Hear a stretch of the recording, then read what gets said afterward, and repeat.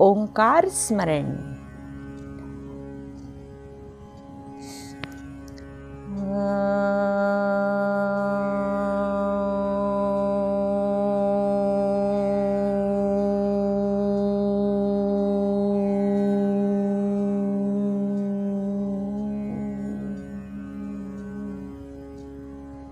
दोस्तों, रणजीत भट्टाचार्य लिखित एक बहुत ही प्यारी सी कथा का कथन करने जा रही हूँ, जिसका शीर्षक है देवकन्या। हुगली जिले के एक शिक्षक, शिक्षण विद्यालय का विशाल छात्रावास। हम 40 विद्यार्थी एक साथ रहते थे। इस शिक्षण विद्यालय के साथ जुड़े हुए प्राथमिक विद्यालय के छात्र छात्राओं को हम व्यावहारिक ज्ञान प्राप्त करने के उद्देश्य से पढ़ा रहे थे। वहां हमें कितने ही दुष्ट, कितने ही चंचल और कितने ही सुंदर लड़के लड़कियों को देखने का मौका मिला। उनमें से ही एक लड़की की कहानी आज सुनाऊंगा। एक छोटी महाप्राण लड़की, जिस महान जीवन का संकेत उसने पाया, वह हजारों पढ़े लिखे मनुष्य में भी नहीं देख सका। लड़की का नाम था सुधा, गरीब की छोटी बेटी।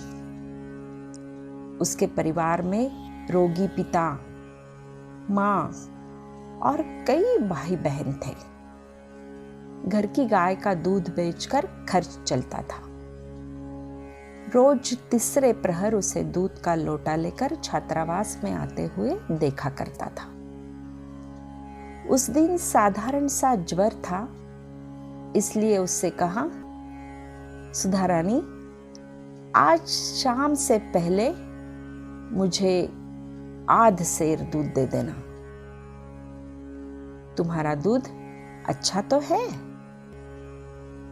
हाँ मास्टर साहब, आप पीकर देखिए।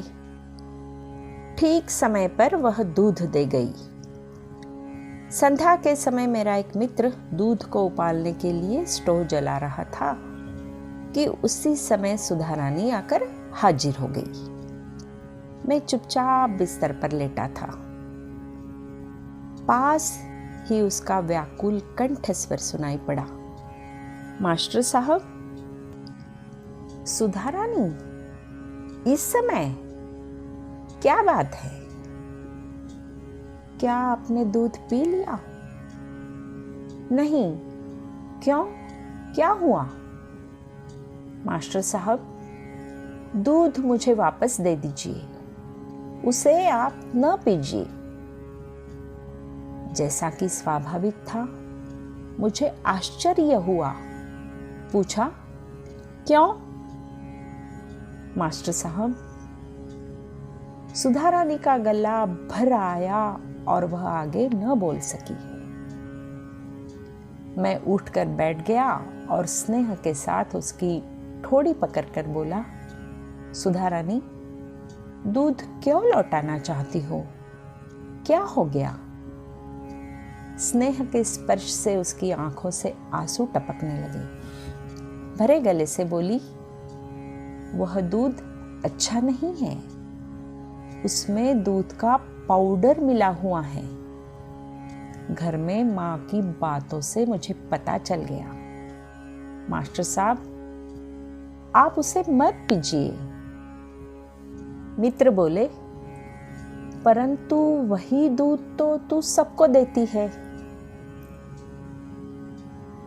रूंधे हुए गले से वह बोली, हाँ, मैं नहीं जानती थी कि माँ ऐसा काम करती है।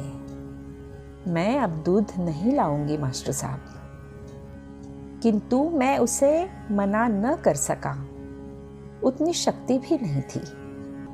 सारी छाती पीड़ा और आनंद से आंदोलित हो उठी। आंखें सजल हो आई। चुपचाप छोटी सी सुधा रानी को स्नेह से पास खींच लिया। सुना है, दूध बेचकर ही माँ गुजारा करती है। शायद अभाव की चोट सहकर ही उन्होंने इस बुरे रास्ते को अपनाया है। किंतु मैं यह समझ सका कि इस गरीबी के बीच भी इस छोटी सी लड़की का हृदय देव कन्या जैसा कैसे बन गया। केवल मन ही मन बोला, असंख्य बुराइयों की कीचड़ के बीच कमल के फूल के समान लड़की जिस देश में जन्म लेती है, वह देश अवश्य फिर एक दिन धरती का श्रेष्ठ देश हो उठेगा। धन्यवाद दोस्तों।